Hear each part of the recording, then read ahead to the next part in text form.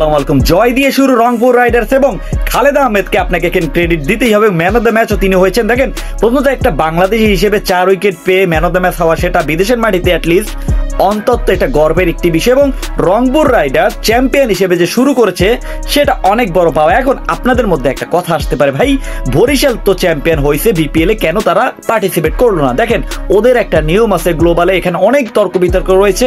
ওদের একটা নিয়ম আছে, সেই নিয়মটা হচ্ছে আপনি যদি গ্লোবাল সুপার লিগে চ্যাম্পিয়ন হন তাহলে আপনার বিপিএল এ চ্যাম্পিয়ন হওয়ার দরকার নেই। সো রংপুর রাইডার্স এর আগের গ্লোবাল চ্যাম্পিয়ন হয়েছে। সো আয়োজকরা মনে করছে যে চ্যাম্পিয়ন দলকে এটা একটা সম্মানই দেওয়া উচিত। সো সেই সম্মানের ক্ষেত্রে রংপুর রাইডার্স আজকে এখানে। এবং প্রথম ম্যাচে গায়না ওয়ারিয়ার্স, গায়নার হয়ে কারা খেলেন নাই ভাই?